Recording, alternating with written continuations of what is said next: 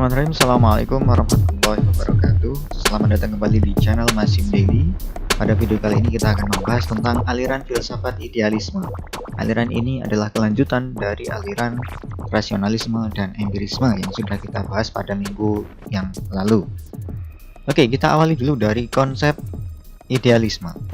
Jadi idealisme itu adalah aliran filsafat yang menyatakan bahwa pemikiran atau ide-ide itu adalah pembentuk dari realitas fundamental. Artinya realitas atau kenyataan yang prinsipal, yang sangat mendasar itu dibentuk oleh ide-ide atau pemikiran-pemikiran. Nah, selanjutnya menurut aliran idealisme ini ya jadi pengetahuan satu-satunya yang bisa secara aktual diketahui oleh manusia itu adalah consciousness atau kesadaran, ataupun juga isi dari kesadaran-kesadaran yang terbentuk dalam pikiran manusia. Maka segala sesuatu yang ada yang kita lihat itu belum tentu menjadi sebuah realitas, akan tapi realitas itu adalah kesadaran ya. Jadi kesadaran manusia untuk memahami apa yang dilihat, apa yang diindrakan itu. Nah, berikutnya menurut aliran idealisme, kita ini tidak akan pernah bisa yakin bahwa sesuatu ya, suatu benda atau segala sesuatu yang ada pada dunia luar atau yang kita indrakan itu benar-benar eksis. Kita nggak bisa meyakini 100% ya bahwa apa yang kita lihat, apa yang kita rasakan itu benar-benar eksis. Ya, karena memang menurut mereka yang bisa diketahui secara pasti, yang bisa diketahui oleh manusia itu adalah kesadaran manusia itu sendiri. Nah, jadi karena itu satu-satunya benda atau entitas yang real, yang nyata menurut mereka itu adalah entitas mental, bukan benda-benda fisik. Ya, jadi yang dimaksud adalah apa yang kita lihat belum tentu real, belum tentu nyata. Itu menurut aliran idealisme. Nah, kemudian konsep berikutnya adalah mengenai idealisme ini ya, bahwa idealisme ini merupakan bentuk dari paham monisme. Ya, paham monisme itu adalah paham yang menyatakan bahwa dunia ini ya satu, bukan terdiri atas beberapa klasifikasi, sama halnya ini juga sebagai lawan dari dualisme atau pluralisme ya. Misalkan manusia dalam konsep dualisme itu terdiri atas jiwa dan raga, tapi secara konsep idealisme itu merupakan bentuk dari monisme ya, bahwa manusia itu ya satu kesatuan, tidak ada pembagian jiwa dan raga. Nah, seperti itu. Dan juga dia ini menjadi satu aliran yang secara kontras ya, menjadi lawan juga, menjadi satu gerakan distintif mengenai satu keyakinan monistis ya, seperti fisikalisme dan materialisme. Ini ada perbedaan distintif yang juga mereka ini menolak keberadaan sesuatu yang bersifat fisik secara mutlak.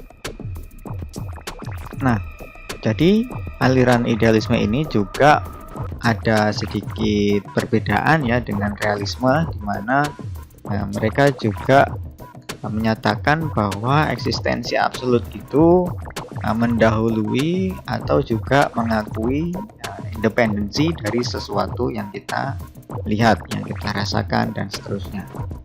Nah, itulah perbedaan antara idealisme dengan beberapa aliran yang lain.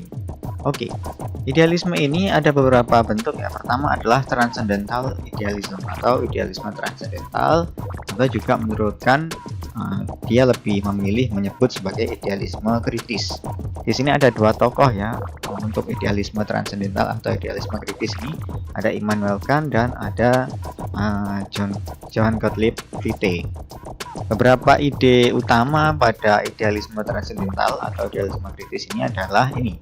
Yang pertama, pengetahuan kita mengenai benda-benda itu adalah tentang bagaimana mereka menampakkan diri kepada kita sebagai sebuah representasi.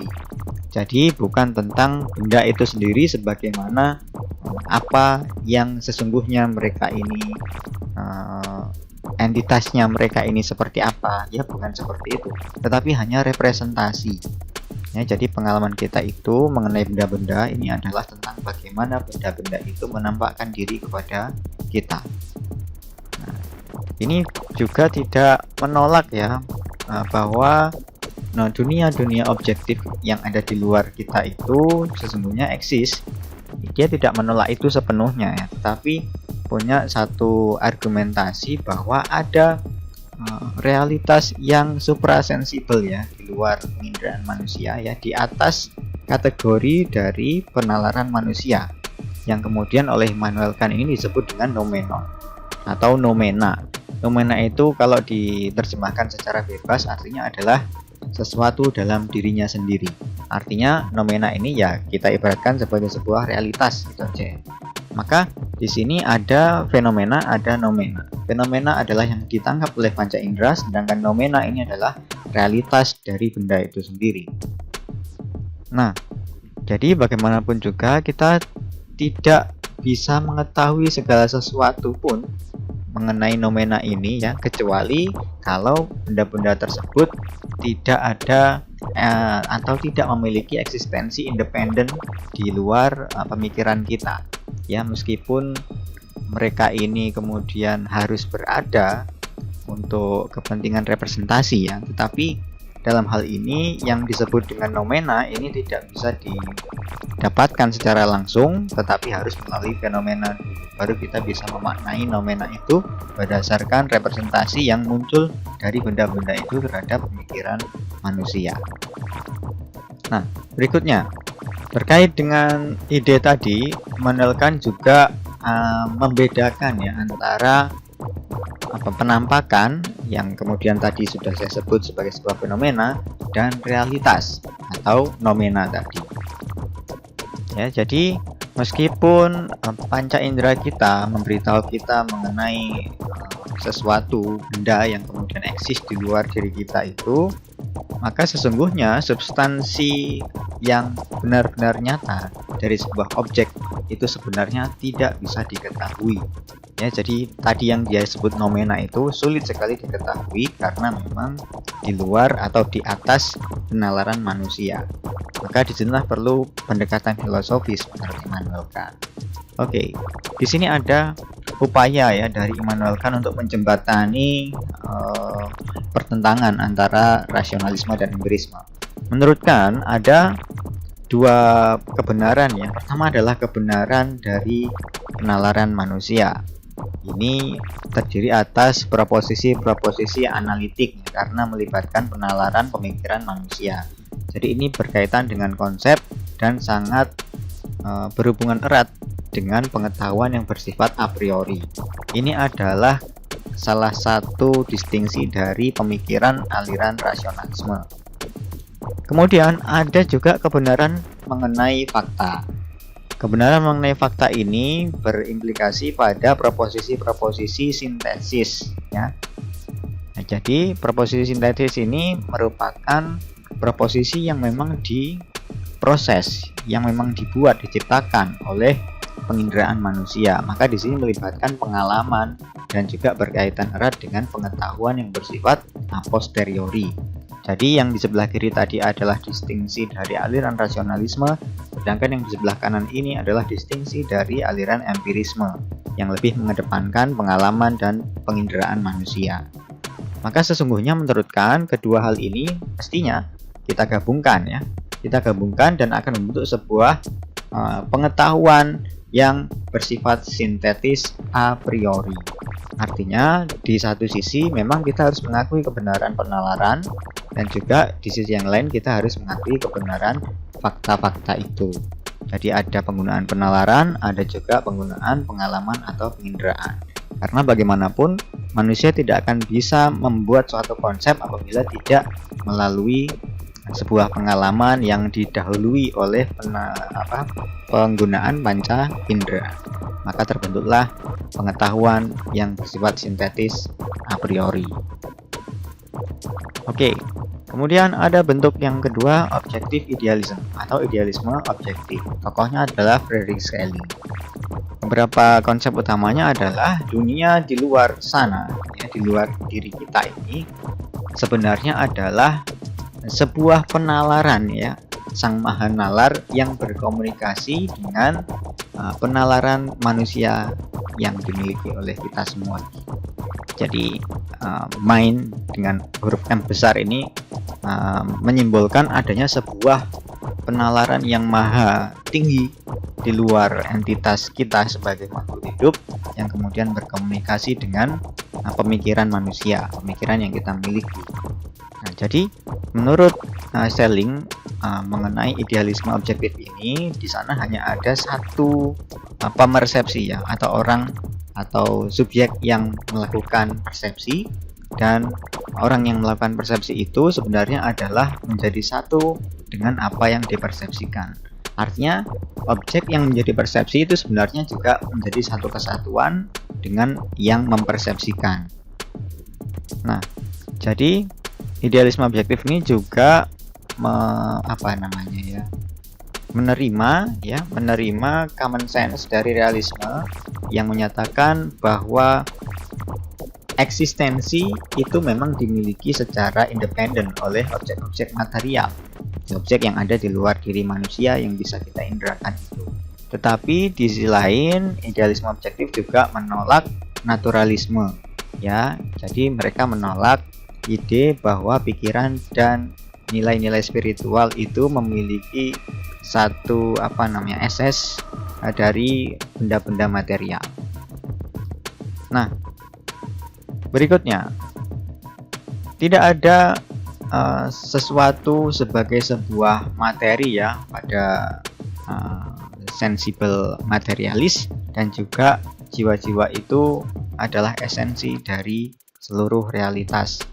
Ini menurut idealisme objektif itu memang begitu, jadi tergantung pada objek yang kemudian dipersepsikan itu tadi. Dan juga di sana ada paralel yang sangat sempurna ya di antara dunia-dunia alamiah dan juga struktur dari kesadaran atas dunia yang kita persepsikan tadi itu. Nah, berikutnya, walaupun demikian, ini tidak bisa menjadi sebuah kebenaran ya, bahwa sebuah ego individual itu bisa menjadi sebuah kebenaran yang melibatkan kesadaran absolut ya. Jadi memang ada keterkaitan antara kesadaran dengan objek yang dipersepsikan yang kemudian menjadi sebuah ide dari idealisme objektif ini. Ya, jadi walaupun begitu, idealisme objektif juga menolak ide bahwa Tuhan itu terpisah dari dunia ini. Ya, jadi memang ada semuanya ini ada keterkaitan dengan Tuhan, dan Tuhan itu menjadi satu dengan dunia ini, sebagaimana yang mereka sebut dengan the absolute spirit atau jiwa yang absolut. Nah, berikutnya ada satu pemikiran lagi ya terkait dengan idealisme objektif ini, bahwa yang maha absolut itu adalah keseluruhan dari realitas ya. Maka di dunia ini tidak ada waktu, ruang, atau juga beberapa hubungan-hubungan dengan peristiwa-peristiwa yang pernah terjadi atau yang terjadi di luar hubungan tersebut. Ya, jadi sebagai sebuah entitas yang absolut, Tuhan ini juga melingkupi semua kemungkinan dalam dirinya, sehingga yang absolut, yang maha absolut tadi itu tidak statik ya. Artinya tidak statis, terus dinamis, tetapi juga berganti secara konstan dan berproses. Ini menurut idealisme objektif. Maka manusia, planet-planet, atau juga bahkan galaksi-galaksi yang ada, ini sebenarnya bukan sesuatu yang terpisah, tetapi merupakan bagian dari sesuatu yang lebih besar. Ya, sebagaimana keberadaan sel di dalam organ tubuh manusia itu, kita bisa gambarkan bahwa semuanya yang ada di dunia ini saling terkait dan menjadi sebuah subsistem dari sistem yang lebih besar di luar sana. Oke, lalu ada idealisme absolut, tokohnya adalah Hegel. Menurut Hegel ini ya, supaya penalaran manusia ini bisa mendapatkan sebuah pengetahuan mengenai dunia secara keseluruhan, maka di sana harus ada yang namanya identitas dari pemikiran dan konsep mengenai keberadaan. Kalau nggak gitu, kita tidak bisa mengakses makna sebenarnya dari dunia ini, dan kita juga tidak akan punya sebuah keyakinan yang pasti ya terkait dengan pengetahuan-pengetahuan yang sudah kita pahami selama ini. Maka perlu ada syarat khusus ya yang tadi sudah disebutkan, yaitu identitas dari pemikiran dan identitas dari keberadaan sesuatu. Nah, jadi menurut Hegel ini latihan penalaran itu juga akan membuat seseorang menjadi memiliki kemampuan atau juga sebuah special ability ya untuk memahami sebuah realitas dari benda-benda yang ada di sekelilingnya. Memang Hegel ini sangat terinspirasi oleh pendapat Immanuel Kant ya sebelumnya terkait dengan transcendental idealism tadi itu, dan menegaskan bahwa apa yang menjadi nyata itu sebenarnya adalah Geist dalam bahasa Jerman, atau dalam terjemahan bebasnya adalah pikiran, jiwa ya, atau juga penalaran yang dilihat Hegel sebagai sesuatu yang selalu berkembang ya, melalui perkembangan sejarah, perkembangan zaman, dan jadi setiap periode itu memiliki Zeitgeist atau semangat zaman yang selalu berkembang dari masa ke masa. Ya, itulah yang menjadi sesuatu yang real, sesuatu yang nyata. Nah, jadi pikiran manusia itu selalu berkembang ya, selalu dinamis mengikuti perkembangan zaman. Nah, setiap kesadaran individual manusia itu atau pemikiran manusia ini sebenarnya adalah bagian dari absolute mind, the absolute mind atau nalar yang absolut. Ya, dalam bahasa Hegel ini bisa dianalogikan dengan keberadaan Tuhan.